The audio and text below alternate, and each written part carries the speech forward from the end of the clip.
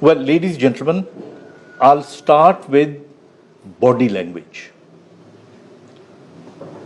आप कभी गौर से देखिएगा कि जो लड़कियां उर्दू मीडियम स्कूल की पढ़ी हुई होती हैं, अब यहाँ पे मैं पहले वाजिया कर दूं कि no pride English medium and Urdu medium, इसकी कोई अहमियत नहीं है. जो अच्छी पढ़ने वाली है वो किसी भी हो सकती है, लेकिन मैं एक बॉडी लैंग्वेज के पॉइंट ऑफ व्यू से बता रहा हूँ.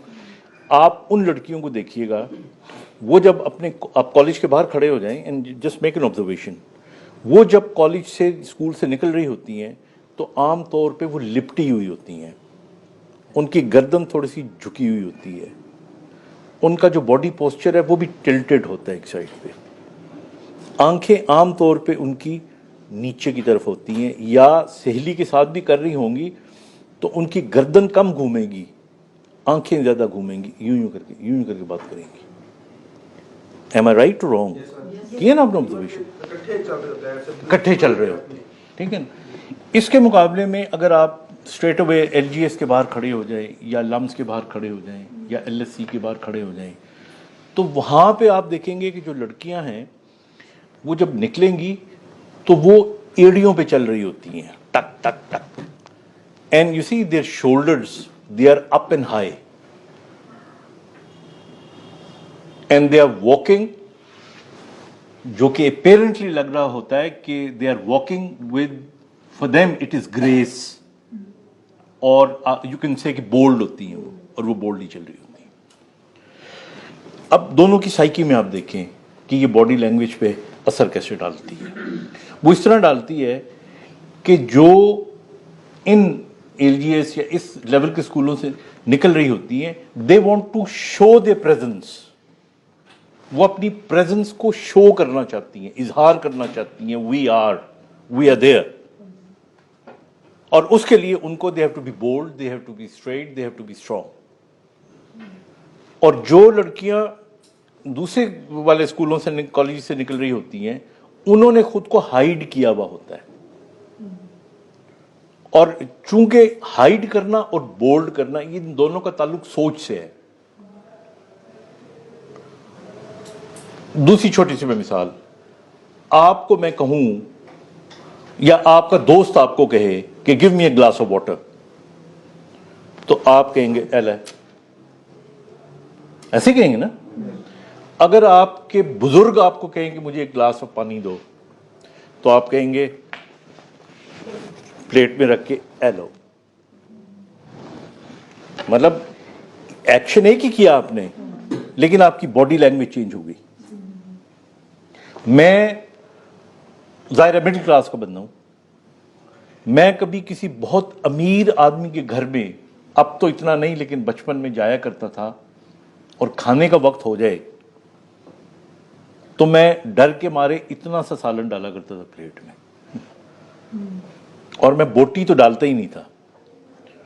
मैं कहता था मैं डालूंगा, अगर मैंने हाथ से पकड़ के खाई तो कहेगा जाहिल है, अगर मैंने छुरी कांटे से की तो फिसल जाएगी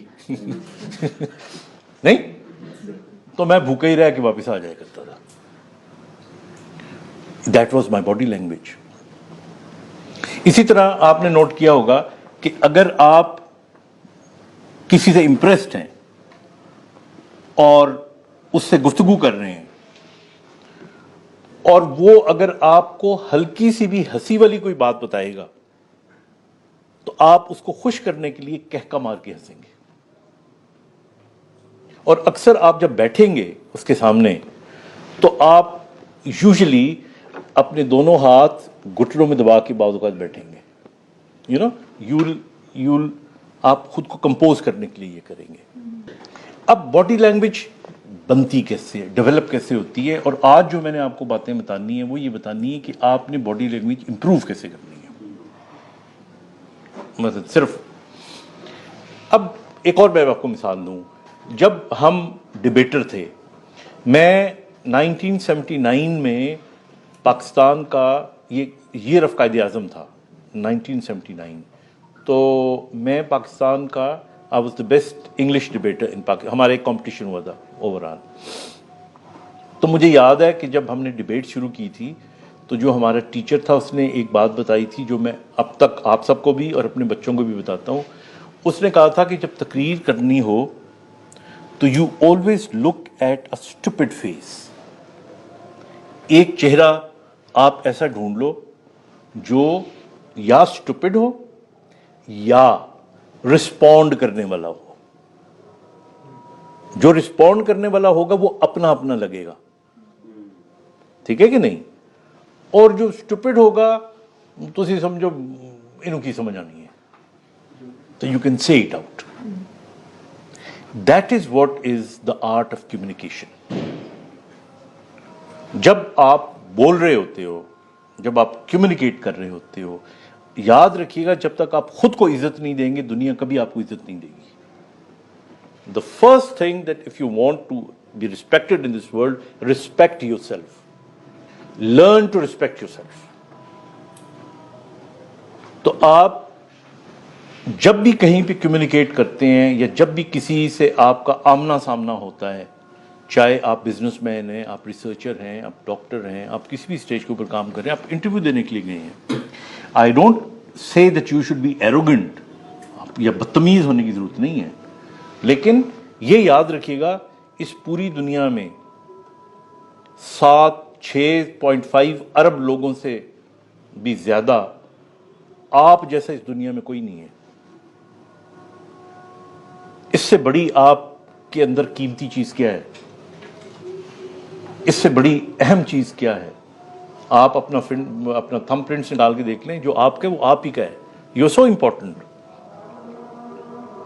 and you have to believe it that you are so important. تو جب تک آپ کے اندر, تو میرا کہنے کا مطلب یہ ہے کہ آپ اگر باڈی لینگویج بنتی کس طرح ہے, یہ سب سے پہلے تھاٹ سے بنتی ہے.